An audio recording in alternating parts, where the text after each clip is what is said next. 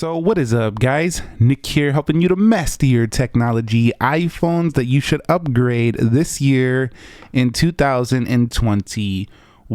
Now in this video, I'm going to give a list of iPhones that basically I think that are definitely something, if you upgrade this year, you're going to feel like you're going to get a major jump in many areas that matter.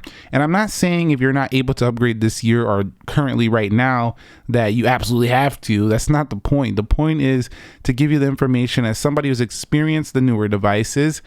On these older ones, which one right now would be a decent upgrade for you, and you would definitely experience quite a very happy upgrade. Now we're going to begin with the iPhone 6s.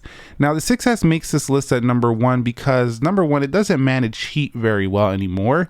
The processor is getting quite old in here in the Apple A9 CPU. And while I'm not saying these phones are not functional, that doesn't mean you can sit in the comments all day and say, Nick, bro, my iPhone 6s works fine. I get through the day.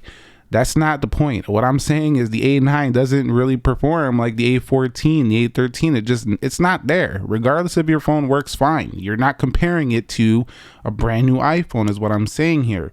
Number two, this phone is not having the strongest cameras anymore. There are Android phone cameras that can beat this phone from last year, a couple years ago. So back in the day, many iPhone cameras were beating Android devices, but even Android devices, many of them can beat the iPhone 6s's camera these days. Video is still pretty strong on this phone though, because Apple has been putting phase detect autofocus in their phones for quite some time.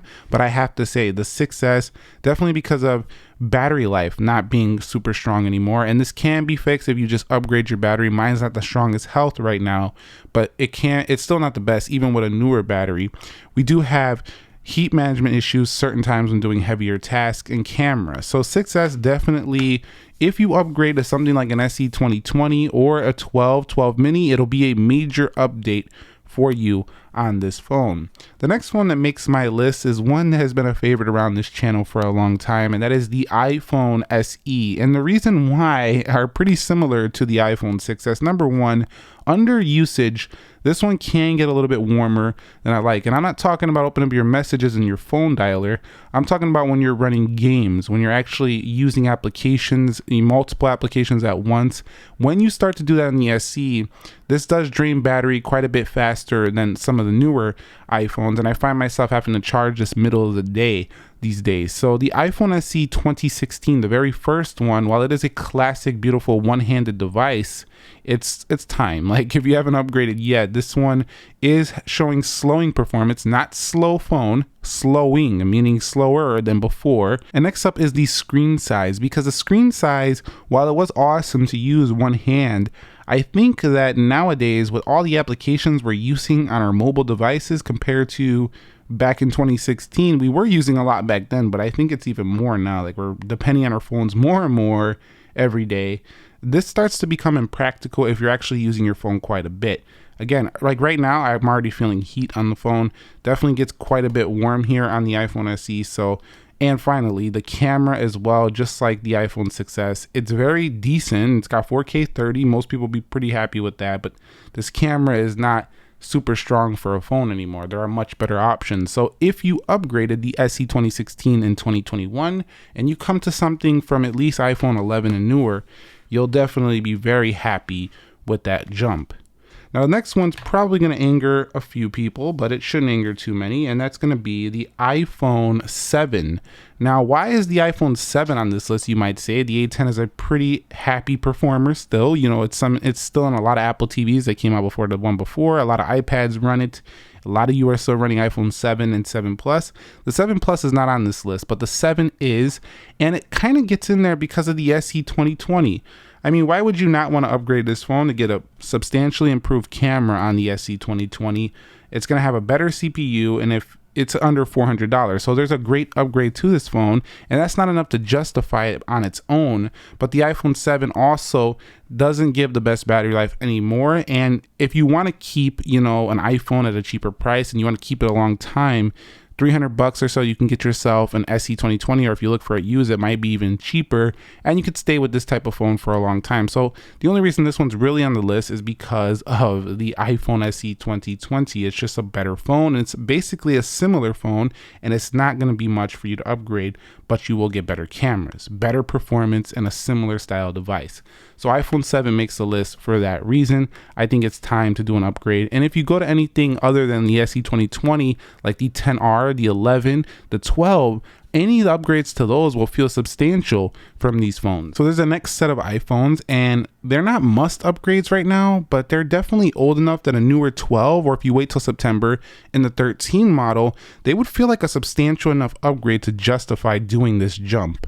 Number one is the iPhone 8. Now, I could say similar things about the iPhone 8 to the 7, but from this to the SE is almost identical. This has a glass back like the SE. This has wireless charging like the SE 2020. It feels and looks exactly the same, so there's basically no big deal, besides the fact they don't really write the iPhone logo on the back anymore.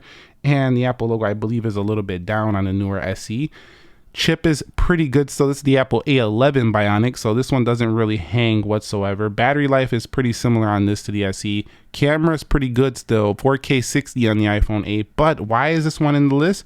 Because if you go to the 12 series or you go to a 13 later this year, you will be able to justify the jump because the camera is such a leap on the newer iPhones from the iPhone 8 that it's definitely justified. The battery life, if you go to a bigger iPhone, will be justified like a 12 or a 13 model.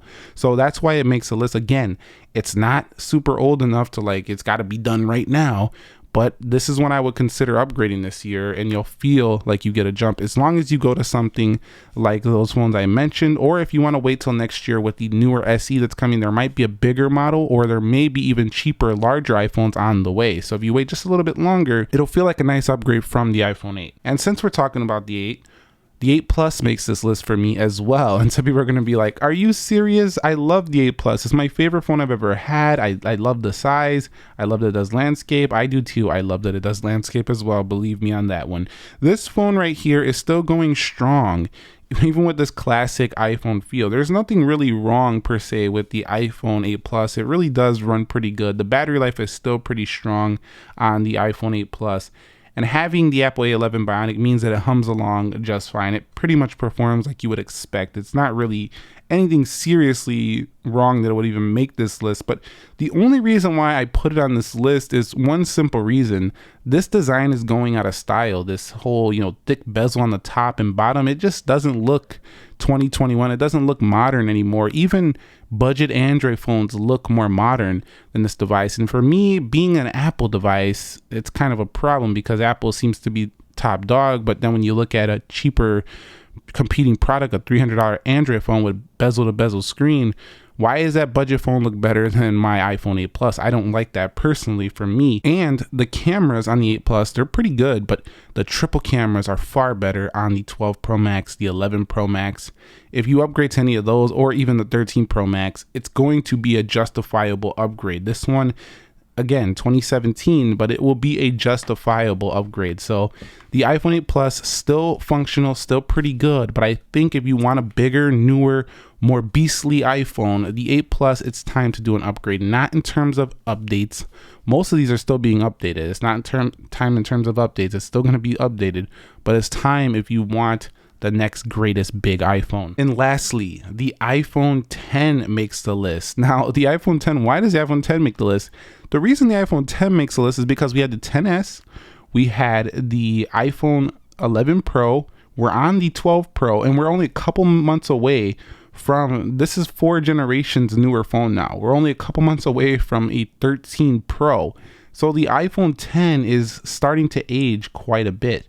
Now, does the iPhone 10 feel aged? Not really. It's one of the most beautiful iPhones ever created. Some people think it is the most beautiful iPhone created because, it just was so revolutionary at the time. And it still feels very nice to hold. This is again, not one that needs to be upgraded right at this minute. But if you do an upgrade this year, remember the second half of this video, iPhone 8, 8 Plus, and 10 were about it would be a justified upgrade. It doesn't mean they have to be done. Whereas the first ones should definitely be done this year. The iPhone 10 you will get majorly improved cameras. Now these were great, but if you want if you bought the iPhone 10, you probably wanted great cameras to begin with. So definitely will get huge upgrades there. The battery life was never super impressive on the iPhone 10. It got through the day, and for the size, it was pretty good. But the newer iPhone, the 11 Pro, the iPhone 12 Pro, give you more battery life. They give you better video quality. They give you better performance. The A12, the A11 in here, just like the 8 series, runs okay, but the newer ones are just blazing quick. So the iPhone 10, I think it's time to do an upgrade as well.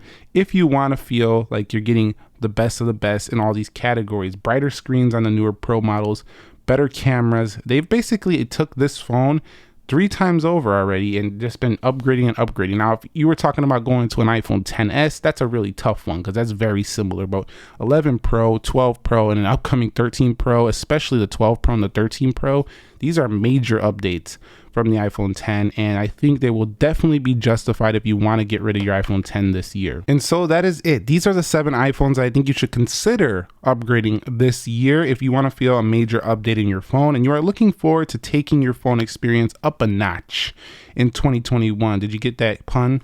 Up a notch? Yeah, up a notch, like the notch on the iPhone. This guy really, he thinks he's funny? Does this guy really think he's funny? Do you hear this guy? Come on, bro.